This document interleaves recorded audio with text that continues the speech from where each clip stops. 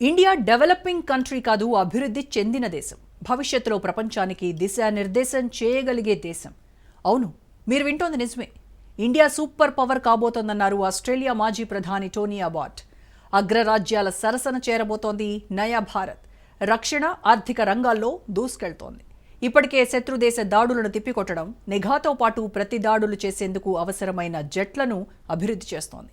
ఒక్కొక్కరికి ఒక్కో రేంజ్లో మోత మోగిపోయేలా పంచ్ ఇవ్వాలని మోదీ సర్కార్ నిర్ణయించింది. అమెరికా, చైనా, రష్యా వద్ద ఉన్న అడ్వాన్స్డ్ టెక్నాలజీని డెవలప్ చేస్తోంది.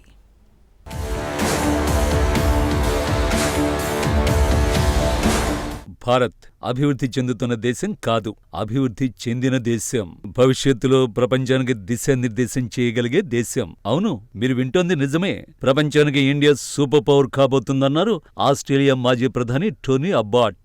రాబోయే దశాబ్దాల్లోనే భారత్ కీలక నాయకత్వాన్ని ప్రపంచానికి అందించబోతుందన్నారు. ప్రపంచంలో మేటి సూపర్ పవర్ దేశాల్లో ఇండియా ఒకటిగా నిలుస్తుందన్నారు. ఆసియా పెసిఫిక్ ప్రాంతంలో చైనాకు ప్రజాస్వామ్య రూపంలో వెంటాడేది ఇండియా మాత్రమేనని తేల్చి చెప్పారు టోనీ అబాట్. ఇండియాను 21వ శతాబ్దం లీడర్గా అభివర్ణించారు. భారత్ ప్రస్తుతం వేగంగా అభివృద్ధి చెందుతోంది. చైనాకు ఒక ప్రజాస్వామ్య ప్రత్యామ్నాయంగా నిలుస్తోంది. ప్రజాస్వామ్య పాలన, ప్రజాస్వామ్యం, ఆంగ్ల భాష అనే 3 అంశాలతో ఆర్థిక, సైనిక టేకాఫ్ దశలోకి ఇండియా అడుగుపెట్టిందన్నారు టోనీ అబాట్. గతంలో చైనా ఏ విధంగా దూసుకుపోయిందో ఇప్పుడు ఇండియా కూడా అంతే వేగంగా అభివృద్ధి చెందబోతోందన్నారు. భారత్ మాత్రమే చైనా ఆధిపత్య ఆకాంక్షలకు అడ్డుకట్ట వేయగలదన్నారు. తైవాన్ విషయంలో చైనా ఉద్దేశాలను తేలికగా తీసుకోవద్దని హెచ్చరించారు టోనీ అబాట్.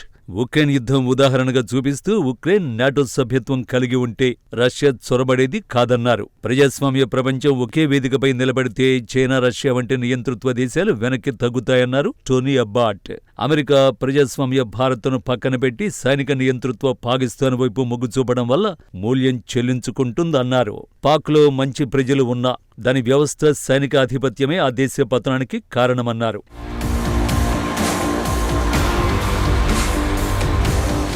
ఇప్పటికే సూపర్ పవర్ కంట్రీ క్లబ్లో చేరడానికి ఇండియా సన్నాహాలు చేస్తోంది. అమెరికా, రష్యా, చైనాల మాదిరిగానే 5వ తరం స్టెల్త్ ఫైటర్ను అభివృద్ధి చేసేందుకు అడుగులు వేస్తోంది. ఆ స్వప్నాన్ని సాకారం చేసుకునే దిశగా DRDO పయనిస్తోంది. ఏరోనాటికల్ డెవలప్మెంట్ ఏజెన్సీ ద్వారా advanced medium combat air craft project జరుగుతోంది. AMCN నమూనాలను రూపొందించడానికి, అభివృద్ధి చేయడానికి 7 కంపెనీలు డిఫెన్స్ రీసెర్చ్ అండ్ డెవలప్మెంట్ ఆర్గనైజేషన్తో భాగస్వామ్యం కోసం బిడ్ దాఖలు చేసే స్వదేశీ రక్షణ తయారీలో ఇదో మైలురాయిగా చెప్పుకోవచ్చు. పొరుగు దేశాలతో సైనిక పరంగా పోటీ పడ్డానికి తనకు తాను ఎప్పటికప్పుడు యాక్టివ్ అవుతోంది భారత్. జాతీయ భద్రత మరియు రక్షణ ప్రణాళికలకు ఒక నిర్మాణాత్మక విధానాన్ని అవలంబించాల్సిన అవసరం ఉందంటున్నారు రక్షణ రంగ నిపుణులు.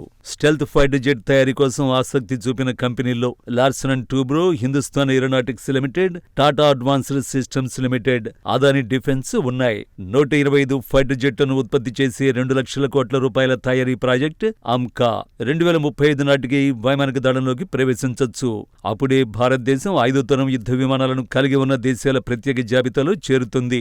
మే 2025 నాటికి America F-22, F-35, China J-20, Russia Su-57 మాత్రమే వీటిని కలిగి ఉన్నాయి. 25 టన్నుల బరువుతో 2 ఇంజన్లు కలిగే స్టెల్త్ ఫైటర్ జెట్ ఉంటుంది. ఇది రాడార్లకు కనిపించకుండా ఉండడమే కాకుండా మెరుగైన ఆయుధాలు, అత్యాధునిక సాంకేతికతతో కూడిన భవిష్యత్తు యుద్ధ విమానం.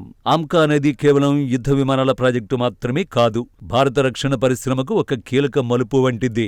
దీర్ఘకాలికంగా ప్రైవేటు, ప్రభుత్వ రంగాలకు పెద్ద మొత్తంలో ఆర్డర్లను ఉత్పత్తి చేస్తుంది. హై టెక్నాలజీ భాగస్వామ్యాలను ఏర్పరచడంతో పాటు భారతదేశ అంతరిక్ష పరిశ్రమను బలోపేతం చేయనుంది.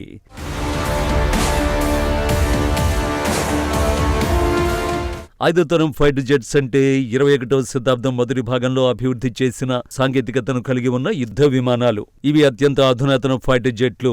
పైలట్ కు యుద్ధ స్థలం, శత్రు పోరాట యుద్ధాల గురించి వివరణాత్మక సమాచారాన్ని అందిస్తాయి. ఉన్నతమైన సాఫ్ట్వేర్ ను ఉపయోగించడం కీలకం.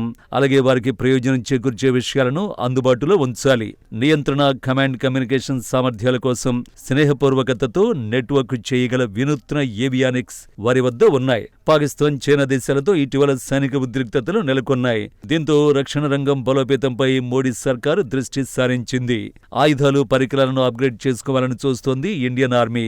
అందులో భాగంగానే 2025 ఏప్రిల్లో ఫ్రాన్స్కు చెందిన డసాల్ట్ ఏవియేషన్ నుండి 26 రాఫెల్ ఎం యుద్ధ విమానాలను, మెరైన్ వేరియంట్లను కొనుగోలు చేయడానికి 63,000 కోట్ల ఒప్పందంపై ఇండియా సంతకం చేసింది. 2031 నాటికి డెలివరీ కానున్నాయి. ఇవి MiG-29 కీల స్థానంలో పనిచేస్తాయి. వైమానిక దళం ఇప్పటికే 36 రాఫెల్ సి యుద్ధ విమానాలు నడుపుతోంది. 10 ఏళ్లలో భారత్ దేశీయంగా అభివృద్ధి చేసిన, నిర్మించిన విమానవాహక నౌకలను, అలాగే యుద్ధ నౌకలు, జలాంతర్గాములను కూడా ప్రయోగించింది. దీర్ఘశ్రేణి హైపర్సోనిక్ క్షిపణులను పరీక్షించింది.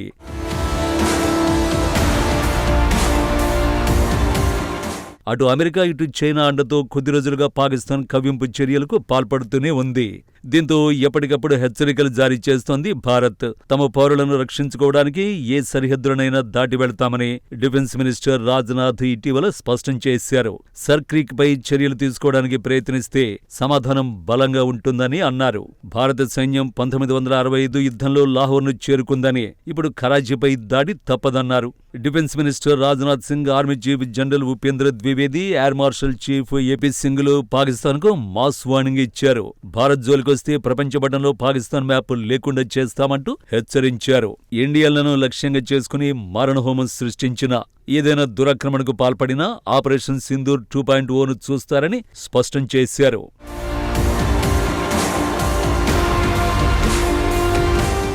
గట్టిగా వార్నింగ్ ఇస్తాం, దారిలోకి రావాలని భయపెడతాం, కాదు కూడదు అంటే టారిఫ్స్ అంటూ వడ్డించేస్తాం. ఆయన దిగి రాకపోతే మేమే దారిలోకి వస్తాం. ఇది అమెరికా ప్రతినిధుల తాజా స్టేట్మెంట్ సారాంశం.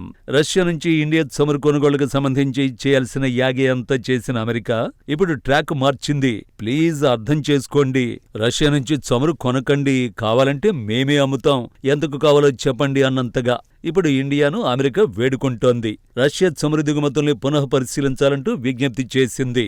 ఇండియాకు విక్రయించడానికి అమెరికా వద్ద భారీగా చమురు ఉందన్నారు అమెరికా పెద్దలు. తాము ఇండియాను శిక్షించాలని కోరుకోవడం లేదన్నారు. రష్యా ఉక్రెయిన్ యుద్ధం ముగియాలని భారత్ కూడా కోరుకుంటుందన్నారు. సహజ వాయువు, బొగ్గు, అణు, స్వచ్ఛ వంట ఇంధనాలు, అలాగే ద్రవ పెట్రోలియం, వాయువు రంగాల్లో ఇరు దేశాల మధ్య సహకారం విస్తరించాలని ఆకాంక్షిస్తున్నామన్నారు.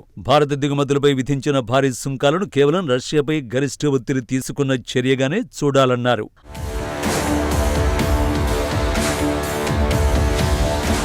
ఆర్థిక రంగంలోనూ భారత్ ముందంజలో ఉంది. ఒక దేశం సంపన్నంగా మారిందంటే ఆ దేశంలో తప్పకుండా భారీగా వృద్ధి నమోదవుతుంది.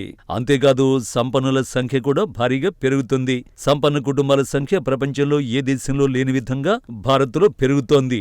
4 ఏళ్లలో రిచ్ ఫ్యామిలీస్ రెట్టింపయ్యాయి. 2021లో 4.5 లక్షల కోటీశ్వరుల కుటుంబాలు ఉంటే 2025 నాటికి అది 8.70 లక్షల కుటుంబాలకు చేరుకుంది. రిచ్ ఫ్యామిలీస్ సంఖ్యలో వచ్చే దశాబ్దం నాటికి చైనాను భారత్ దాటేస్తుందని అంచనాలు వెలువడుతున్నాయి. మొత్తానికి రాకెట్ యుగంలో యుద్ధం మారుతోంది, యుద్ధ రీతి మారుతోంది. అందుకే ఎప్పుడేం జరుగుతుందోనని అప్రమత్తంగా ఉంటోంది మోడీ సర్కార్. నిఘా విఫలమైతే ముప్పు తప్పదు. అందుకే పటిష్ట భారత్ కోసం ప్రణాళికలు రచిస్తోంది.